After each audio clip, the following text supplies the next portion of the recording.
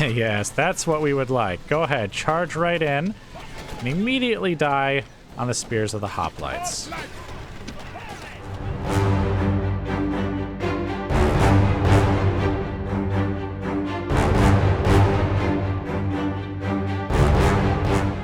Okay, guys, welcome back.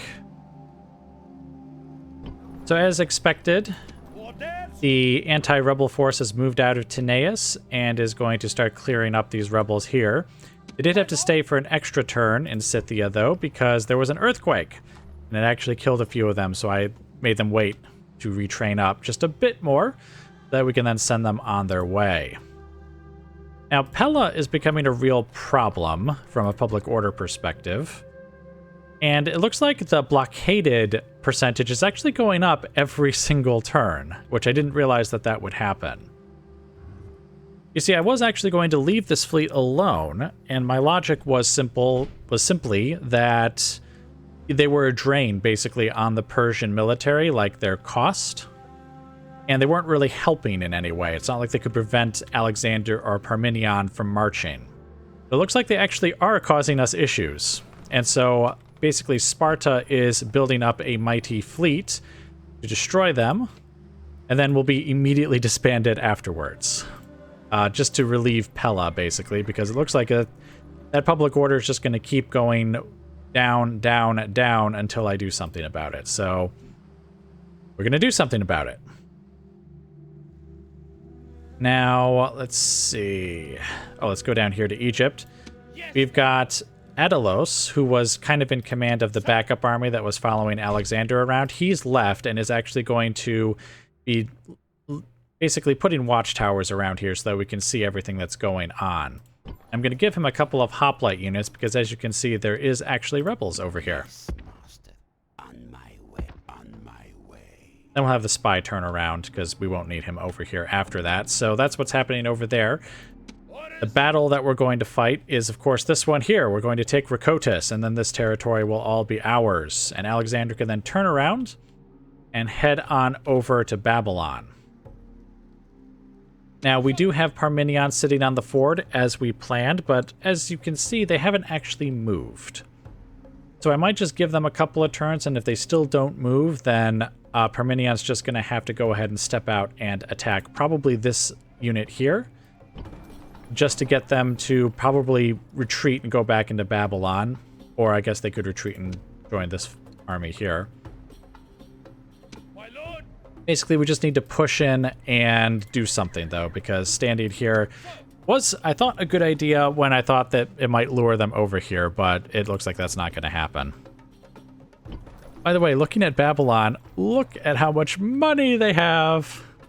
Plus, they have the Hanging Gardens of Babylon here, which gives a 20% bonus to farming income in all settlements. So that will significantly boost our income as well. So anyway, we'll give that another turn or two maybe, and see if that changes anything. If nothing changes, again, Parmenion will just have to strike out and let him have it.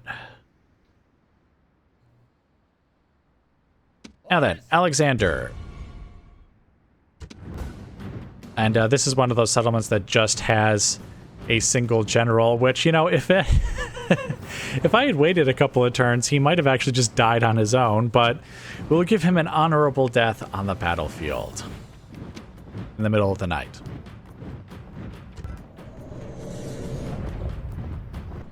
Okay, guys, welcome to the battle. Phalangists are pushing battering rams forward to take out the walls and the gate. As expected, the general is just kind of sitting there in the center of the settlement. I wonder what building that is. Oh, a barracks. Apparently they were building a higher level barracks there. Or actually, maybe that's the first layer. Who knows? But anyway, we have our archers and we have our Hippaspis just behind them to give us some firing support, as I'm sure we will need it. But they are hanging back, so I think we'll be able to get into the settlement without issue. It'll just be once we actually get in that they will, I'm sure, charge forward and be a problem for us. But anyway, it's going to be a bit, I think, before we actually engage the enemy, so I will simply bring you back once battle is joined. Our soldiers are at the walls. Now they must batter a way through. Okay, guys, welcome back. As you can see, the chariots are coming down here, so let's hurry up and drop those spears. Actually, you guys just kind of stop where you are, please. You've got Hippaspis getting just behind them, and then the archers will be right behind them.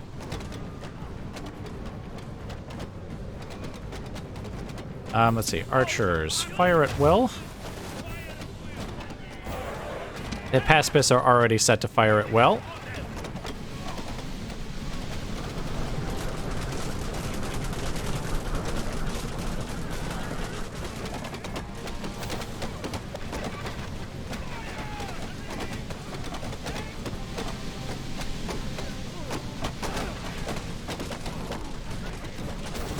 See, are we killing a lot of... Yeah, I think actually we're doing a pretty good job at killing them.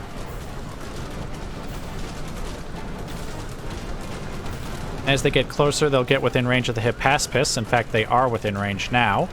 And then they can throw themselves on the spears of the Phalanges and die even faster.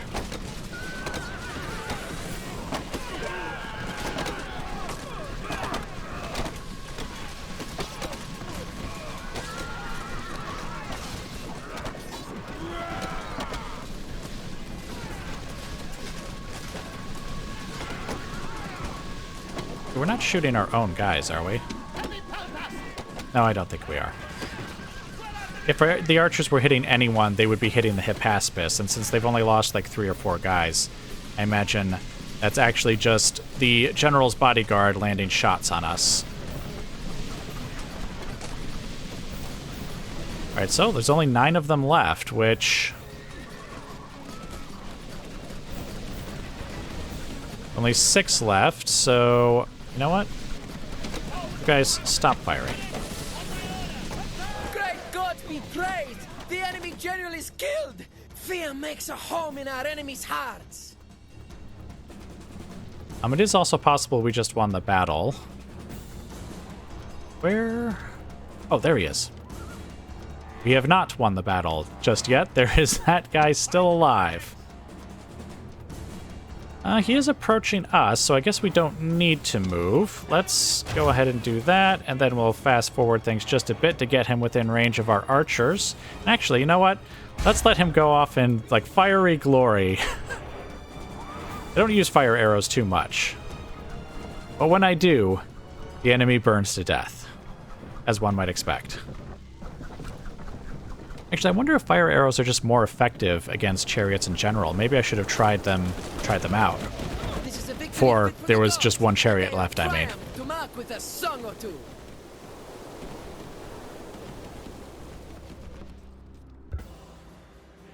All right, there we go.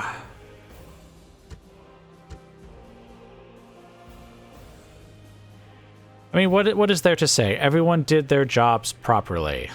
When they came within range of the spears, the Phalanges stabbed them. When they came within range of the javelins, the Hippaspis, well, stabbed them with javelins from afar. Hit them with javelins, not stabbed them, though it is kind of the same thing, isn't it? It's just stabbing at a distance. And the same with the archers. Everyone did their jobs well, and now all of Egypt is under the command of Alexander the Great. Okay, and look how happy they are to see us. That's actually pretty high. I mean, I'm assuming that's mostly because of the pyramid, basically giving us that bonus where we don't get a culture penalty from their buildings. But I don't know, yeah, I think that's high enough that we could just go ahead and occupy the place and probably leave in a decent amount of time as well. Of course, we did also move the capital, like I mentioned previously, to Lampsacus, which I think means it's actually closer than Pella was. How does that look from a public order perspective? A distance to capital is only a negative 10%. Now, it says we are getting a culture penalty, interestingly enough.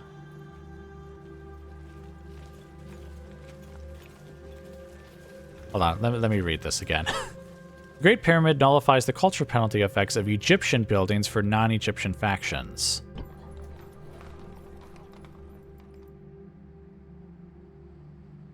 I assume that that means that these eastern buildings count as Egyptian, right? Because I don't think there's a uniquely Egyptian like type of like culture. It's just basically Eastern, Greek, and I think there's like some barbarian cultures as well.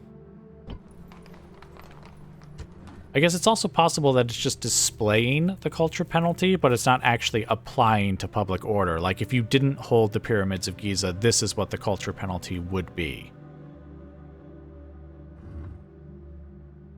Well, at least I hope that's what that means. Though again, they are quite happy, so I imagine that must be how it's working, because how could they be so happy if, you know, we had... Well, then again, we don't have a lot of buildings here, so I guess there wouldn't be... No, there would be a huge culture penalty. It said so, 50%. It already told us what it would be. Alright, but anyway. Looks like that's actually going to be it for now. No other battles to show you guys, so I will bring you guys back as more of interest occurs. Okay, guys. Welcome back. So just a few things to go over on the campaign map really quickly. I don't know if I ever mentioned it in the past, but I mean, obviously, I think I've mentioned the blockade itself in the past, but I didn't realize that this was actually causing severe public order issues at Pella. It seems to go up by 5% each turn. Actually, I think I might have mentioned this, because I also mentioned, I think, that I was training up a fleet to basically, its sole purpose for existing is to just take out this Persian fleet and then to be like immediately disbanded. Because now we control basically the entirety of the waters over here. And obviously they can't go anywhere else. So once they destroy that Persian fleet, they won't really have any other purpose. I also haven't seen any like rebel or pirate fleets, so I don't think we even need them for like patrols or anything. But anyway, speaking of rebels and patrols, we actually had, you may remember I had a force of 4 hoplites and 4 hippaspis that basically we're running through here and killing off all the rebels. Well, they have succeeded in their mission. So I disbanded the hippaspis here in oh, forgot about you. You didn't see that cavalry unit. But anyway, I disbanded the hippaspis because disbanding them here was enough of a population boost that we could bring Epidaurus to the next level of settlement, to a minor city. And then we'll disband the hoplites back in Scythia, which I believe this whole province is actually Scythia. You can see the border is here. So we actually don't need to really travel back to Tanais where they were trained. We just need to, I think, just cross the border here. But anyway, so that means rebels will have been fully purged from this area, and then once we've taken care of the Persian fleet here, that'll be the end of basically any problems that we have here, except for these merchants. Which, I mean, they're not terribly important for some reason, and I guess I assume this is intended, but I don't have the ability to actually train up merchants myself. So apparently that's just a thing for the base game and for Barbarian Invasion, but it would seem that there are rebel merchants who can come into existence and basically trade on our resources. Now, I don't know if this actually harms the income of a settlement, like, yeah, let's see. Looks like Lampsacus here has these 2 merchants trading on their stuff. So I wonder if I go to, like, the trade scroll here. There doesn't appear to be any, like, negatives caused by their existence. They are, however, an affront to our empire, as no filthy black market merchants are allowed to operate in our lands. So I'm going to train up some assassins to get rid of them. Again, why, you might ask? And the answer is just because I want to. I don't want there to be any merchants, or rebel merchants, or rebels, or anyone who is not under the direct control of His Majesty, His Greatness, Alexander the Great. See, greatness is right there. It's right in his title, Alexander the Great. And again, I do believe from the base game, and actually from Barbarian Invasion, I think the assassins actually are pretty good at taking out merchants. So we will begin a purge of these areas soon enough. Speaking of purges, all other territories have also been purged of rebels. You will not see any rebel forces anywhere, not even ones... There was like a little rebel force standing out here in the desert, and actually Alexander eliminated them this very turn as he was passing through. Let's see, I think it was also this guy, Eumenes. Sure, that's how we'll pronounce it. We've also eliminated the rebels that were over here, and of course we've been placing watchtowers everywhere to extend our vision. We've got Antigonus, who is also just placing watchtowers up here. I believe this is actually impassable terrain. Yes, it is. So we don't need to worry too much about like running into anyone over here, except for maybe like rebels. Which would be bad because he's by himself, but you know what? It's a risk I am willing to make. Let's see, what else? I think that's it for most of the map. I think when I last left you guys, Alexander was actually at Rhacotis. In fact, I think that's the last thing that he did. But it's been a few turns, and obviously we were doing all that stuff I was talking about, just eliminating the rebels and plotting the demise of many a merchant. Black market merchants, of course. Filthy criminals, every one of them.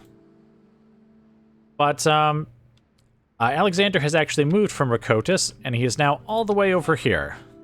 So it's actually been a few turns, and yes, Petra is here. I actually didn't know the settlement was there. It wasn't until, you see, I have the spy here who's running through this area over here. He spotted the settlement, but Alexander was already, like, over here, and I was like, dang it!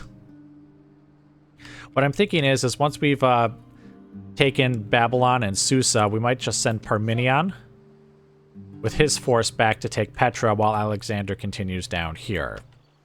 I think that would be fine simply because it's becoming very linear, the campaign, because here, if I grab this guy and show you.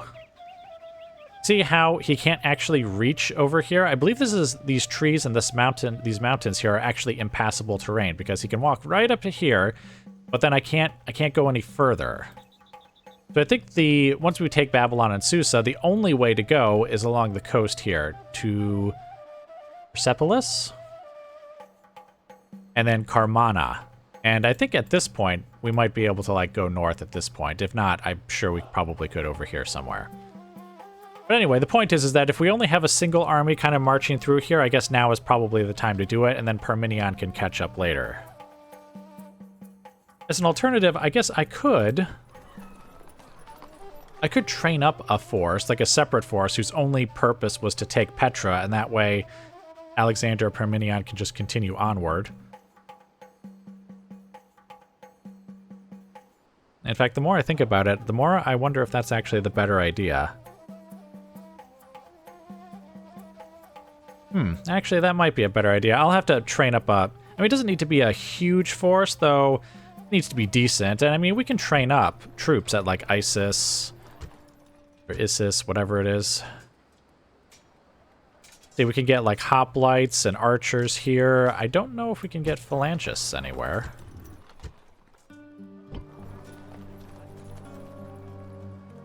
I guess that they would have to come from Halicarnassus. Okay. Well, anyway, that's neither here nor there. So, what I was going to talk about this turn, because obviously Alexander can't advance any further, as I showed you, but Parmenion is actually besieging Susa. And he's got someone breathing down his neck here. Rhacotis. But he didn't attack Parmenion, so we're going to go ahead and just take Susa this... Whoops, nope, don't do that. We're going to take Susa this very turn. We've actually got some ladders and some siege towers, and it obviously doesn't have very great of a garrison. I also don't think this army will be able to join in because the battle takes place around the city, and he's technically outside of that square. So we should be good, I think. And if not, I mean, what has he got? It's not like he has some huge force or anything, so I'm sure Parmenion would be fine.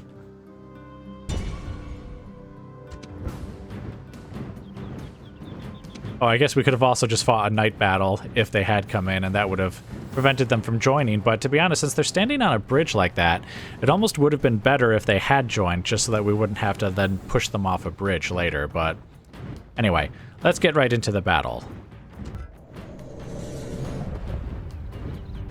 Okay, guys, welcome to the battle. So much to my surprise, the enemy did not actually contest the walls, so we just put a single siege tower over here and a single ladder over here, though I'm not sure how useful this is actually going to be honest. We've got our hoplites obviously pouring in, as are the archers, though. Oh, it looks like we're actually going to be contested down here, though. Stop! You! Form up there. Oh, where did the archers go? Oh, the archers are here. Okay. You guys hurry up and form up.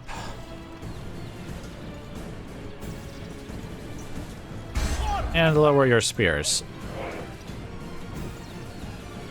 There's the chariots, of course, and there's the other infantry units. So this is actually the entirety of their forces right here.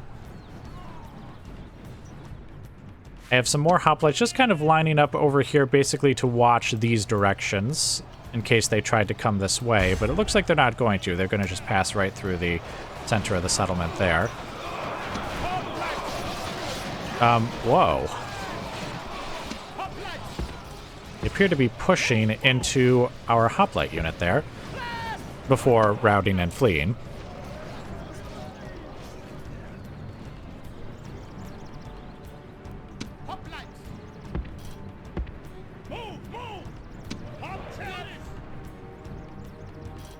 Archers.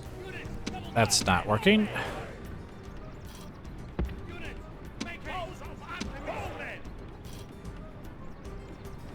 Like that. As yes, it looks like we're going to have to endure a couple of attacks by their forces here. Or they might turn around. That would work, because you see, what I was going to do is before this infantry unit was here, I was going to have my hoplites line up here with archers behind them. Basically trade arrows with the general, as I assume, yes, he has bows and everything.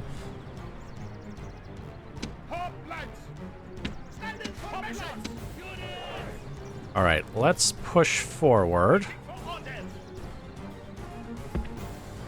Or let's not, because as you can see, they are now coming back again.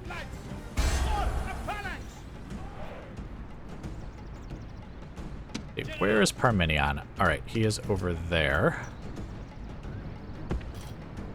Well, let's get him in over here. And then I think we have a couple, actually a few Hippaspis units. Let's get them over here as well. Not that we should need them, but...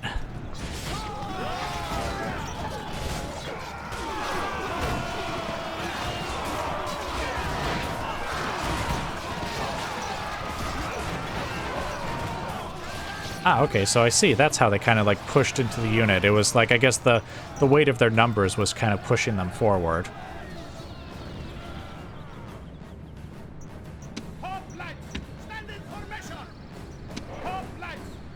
Alright, go ahead and, well, here, rush to, let's say, here.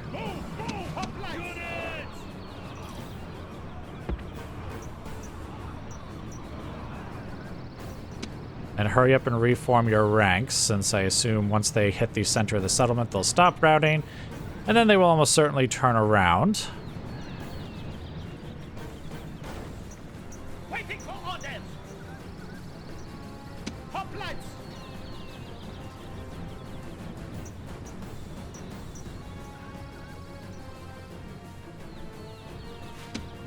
Or perhaps they won't. Oh, no, here they come. Alright, here come the Hippaspists.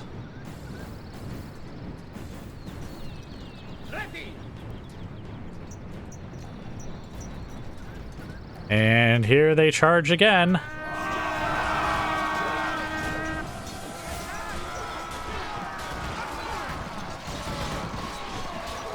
And there they go again.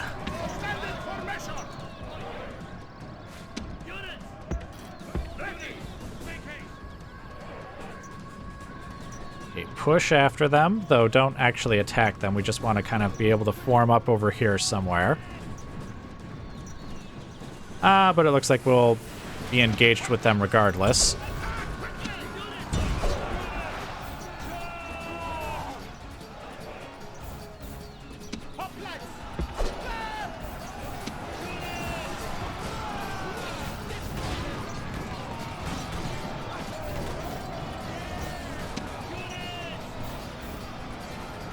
I have to be very careful because I don't want these guys to get caught.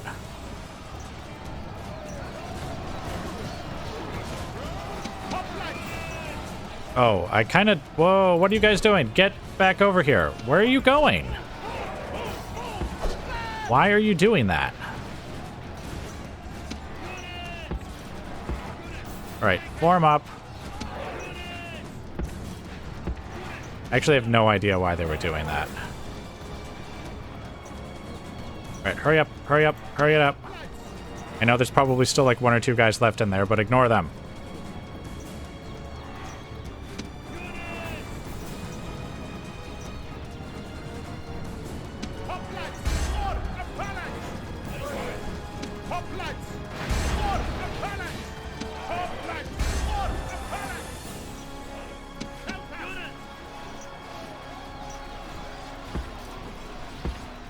These guys over here as well.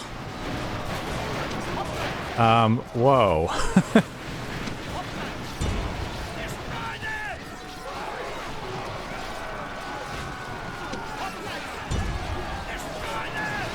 Turn and face these guys. It kind of looks like they're facing the wrong way.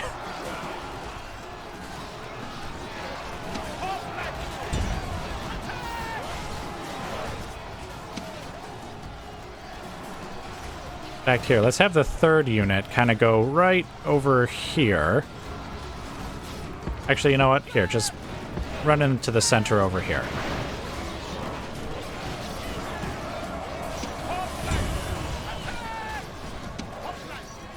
Yes, because as you can see, the chariots are coming. Get the archers up here to assist, and then we'll have the Hippaspis just kind of push through over here.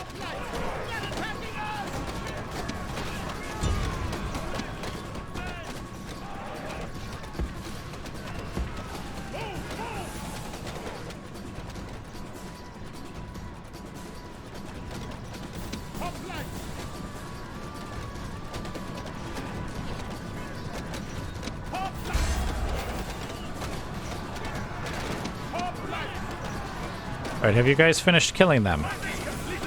That sounds like a yes. Actually, I wonder if I really wanted the Hippaspis to come over here, but I guess it's fine. Oh, here they come! You guys are going to want to more quickly form your ranks than that. Okay, very good. Archers. Open fire. Yeah, I'm not sure how much use these guys will actually be. Go ahead and fire at will if you can. Right, meanwhile, we'll have this hoplite unit... Oh, stop, stop, stop.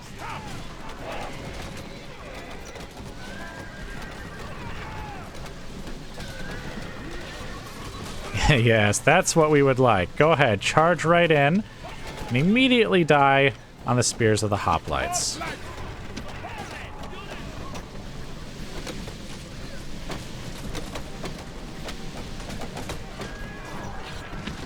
In fact, we'll just tell the archers to fire at will.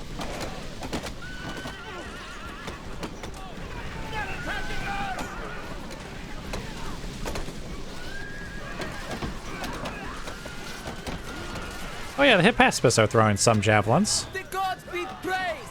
The enemy general is dead! His men know their doom approaches! More like they are actually approaching their doom, but I guess it works either way.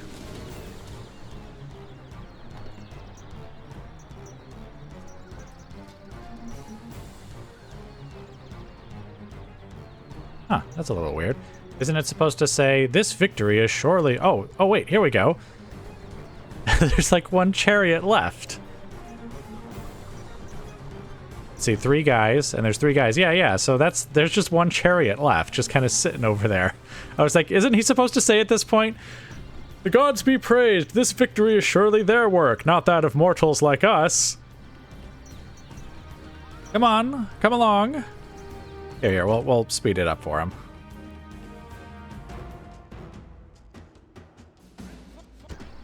Oh, he's just taking pot shots at us from over there.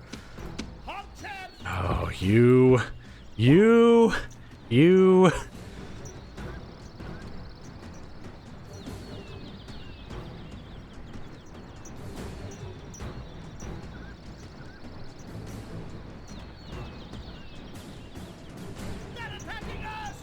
Yes, I'm sure they are. Alright, is this close enough? It is. Alright, just go ahead and shoot him.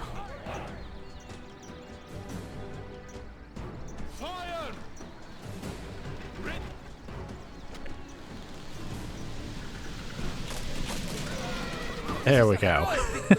Worthy of Greek soldiers.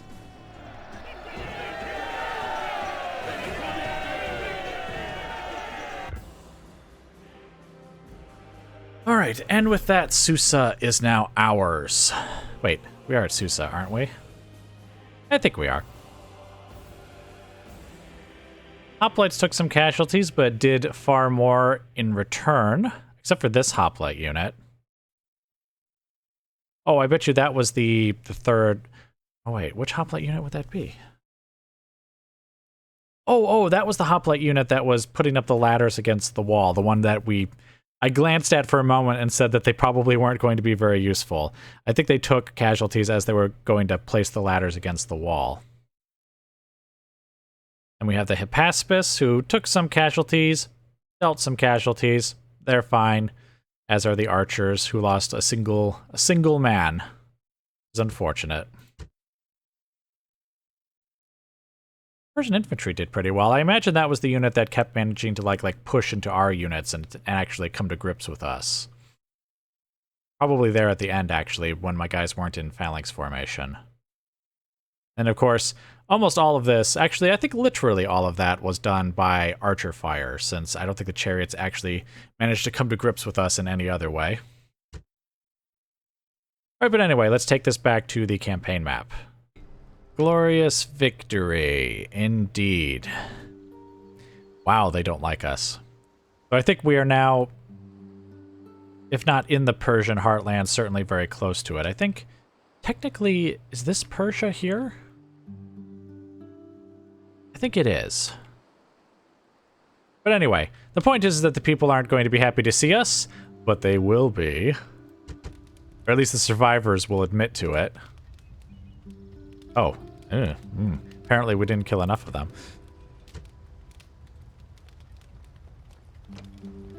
There we go. Once again, I think I made the same sort of comment in my 4th Age series, but I was like, so exterminating vast numbers of them, wasn't enough to make them, on our side, but but just lowering the tax rate, just lowering the tax rate a smidge turns them from rebels to, let's not say loyal citizens, but tolerable citizens. So now, what are we going to do about our Tostes over here? Actually, you know what? I think I actually completely glossed over what Parmenion was up to in those few turns it took Alexander to get from Rhacotis over to here. Because when I last left you guys, I think he was standing here on the ford trying to bait the Persians into attacking him. Well, obviously that didn't work. So what I had him do was actually just go around Babylon and head over to Susa, hopefully. And I was thinking I could even maybe stand on the bridge myself and get the big army that's here to attack him, because they were here and they just weren't moving. But the moment he got to over, I want to say around here, that's when all their forces just started moving, and I was like, oh, well, dang. And now, of course, he's standing on a ford, though I don't know if he's going to stay there or not. Still, there's only 6 units here. I mean, they are standing on a bridge, which is unfortunate, but there's only 6 units. So I wonder if we could just kind of leave the city and then just push them off of that bridge. What kind of forces do they actually have? Okay, they don't have any... They don't have any archer units other than, I assume, the general, whose bodyguard is, I'm sure, yes, a chariot. See, the thing is that even though they don't have any ranged units, they could still hold a bridge just by surrounding it with their troops like this. I mean, if it was a ford battle, that would probably be better, but if it's an actual bridge that we have to fight over, then it will not be good. I mean, I guess what we could do is just try and attack him, and if it turns out it's a bridge, then I guess we can just retreat. Heck, depending on how wide the bridge is, we actually may still be able to cause casualties with archers before having to retreat, or maybe cause enough casualties that we can still take the bridge from them. Yes, let's do it and just see what we can do. I mean, again, worst case scenario, we just retreat back to Susa. It's not a big deal.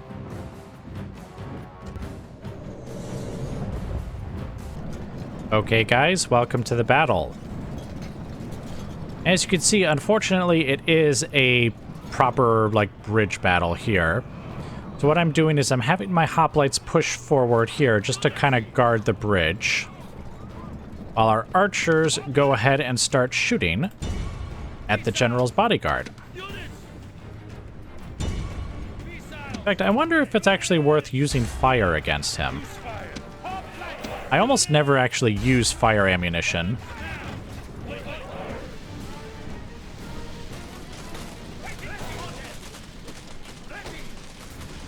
Oh, we should probably have these guys also in guard mode so they don't actually leave their positions.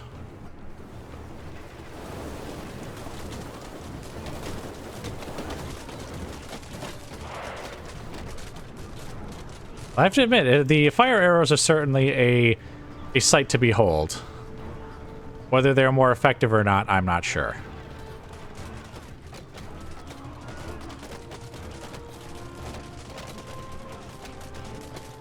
Okay, I was going to say, they are returning fire, aren't they? Yes, they are. So we are going to lose a few hoplites, unfortunately. Yes, and I do have the Hippaspis here as well.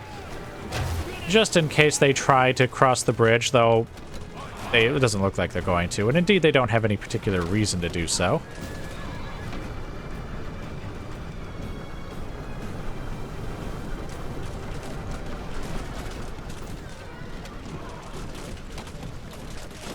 I do remember that I think fire arrows have a slower rate of fire. So I guess that's a negative. But maybe the fire damage actually does more damage.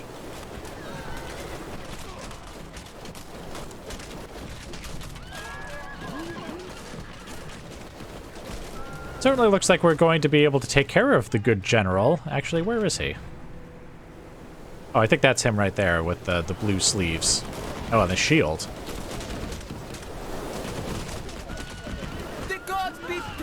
And there we go. His men know their doom approaches. See, that on its own might actually make the battle worth it.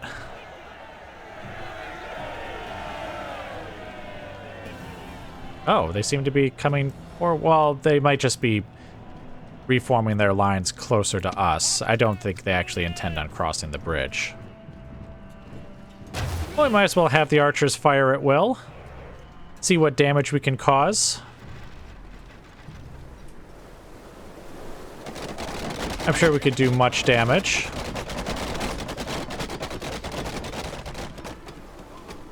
Alright, so what I'll do is I will just let the archers expend their ammunition, and then I will just bring you guys back once they fired their last shots, and then we'll decide if it's worth trying to force a crossing or not. Okay, guys, welcome back. I have to admit, I'm a little confused because my archers just now finished firing their very last shot, and just as that was happening, they started to push forward, and it looks like they're going to try and cross the bridge. Which is genuinely surprising. I don't see why they would even bother. Or why they would wait until the archers... Oh, no! That is not what happened at all. Ah, this is actually a much better idea for them. I guess now that the archers are out of ammunition, they know they can just kind of push right up to the bridge and be safe from any further fire. And now they can just hold this pretty easily with just a single unit like this. That's actually a good idea. I mean, obviously they didn't... I mean, it probably would have been a better idea to just stand out of range of the archers and just run down the timer, but basically they sacrificed one of their units. Well, not the bodyguard, the infantry, which I guess we can't really see them, can we? Wait, no, this is them right here. As you can see, they just had this unit standing here and soaking up all of the arrow fire. Oh, look, they've actually put in like a second line here too, so it's even harder to like take it from them. That's... Gosh, that's much smarter than I thought they would actually act. Now, technically, I do still have ammunition in the form of my Hippaspis here, but they would have to kind of... Well, they'd basically have to cross the bridge in order to get within throwing range. Let's see, could I have you just step onto the bridge here? Wonder if we could maybe lure them across.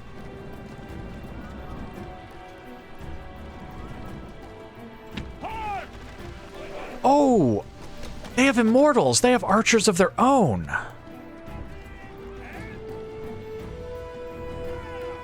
I did not realize that.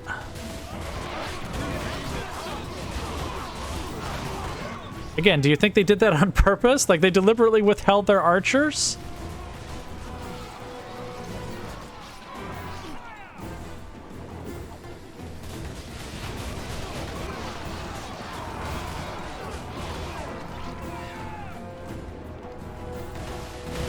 I mean, they're not firing now, but that's just because they keep reforming their lines. I assume the moment they're satisfied with where they're supposed to stand, they'll start firing arrows again. Okay, you guys are out of ammunition, so retreat back. Then we'll have this Hippaspis unit step forward.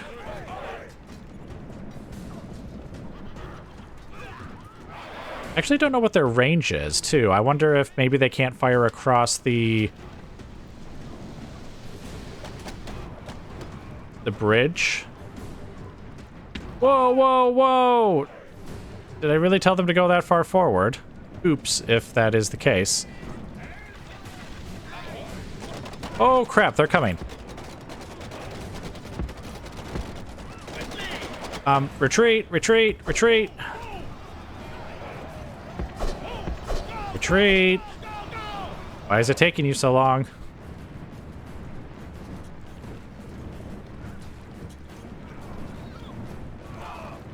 Ow. I think a lot of those casualties were actually from the archers, though. Yeah, you see, look at all the bodies. Yeah, and it looks like I can't lure them across the bridge either, because they'll just retreat once I retreat.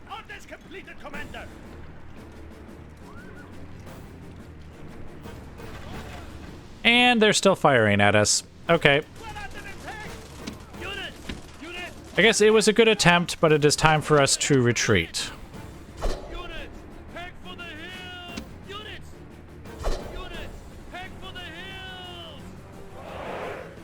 We'll have the infantry and the ranged units go first, and we'll have the cavalry just kind of sit here and make sure that the enemy doesn't try and chase us, though I don't think they will. Oh, get out of your phalanx formation and run.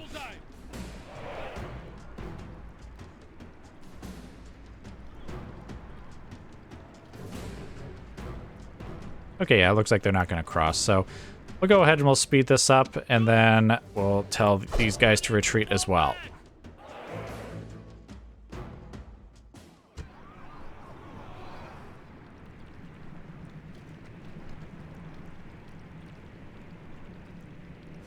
Our enemies are victorious even after all our efforts. Oh, where are they going? Wait, that says they're withdrawing? Okay, I don't know why they felt they had to withdraw. Alright, obviously we inflicted far more casualties than we took. At the same time, we were not able to take the bridge from them, which is unfortunate. Oh, yeah, the archers did the most, of course. The Hippaspis did fairly well, except for this poor Hippaspis unit. Again, I bet you that was the archers who did that. The immortals, let's see, 27, yep. They definitely were the ones. Well, actually, I think they inflicted all the casualties. How many was it? 27. Oh, no, the bodyguard. Oh, right, because they had arrows too. And I guess the Persian infantry managed to catch one of those Hippaspis because they didn't retreat fast enough. Also, apparently I told them to go too close to the enemy. I should have had them go like maybe halfway to, well, yeah, about halfway across the bridge. I kind of had them go 3/4 of the way across the bridge, or maybe 7/8, depending on your measuring stick. All right, but anyway, let's take this back to the campaign map. All right. Oh. Well, I thought he would retreat into the city, not through it. Wait a minute.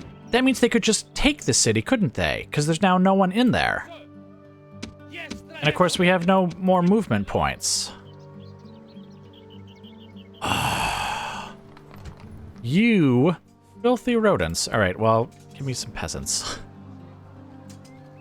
I don't know when exactly that counts as having been trained up, though, so I think they might be able to still just take it from us. I mean, I guess we could then just take it right back from them, but then I'd have to besiege it for a turn, and then we'd have to fight in the streets, and I'd really just rather not do that. Looks like this army cannot reach us, which is good. See, and they don't have any forces down here that could reach us. Okay. Maybe I should have left a unit behind. Yeah, that probably would have been a good idea. I guess I just thought that he would, when he would retreat into the city. Why would he retreat through it? That's dumb. All right, well, anyway. I think I told you guys everything on the campaign map, and we fought a couple of battles, so I'm just going to go ahead and let you guys go here, and I will bring you back as more of interest occurs.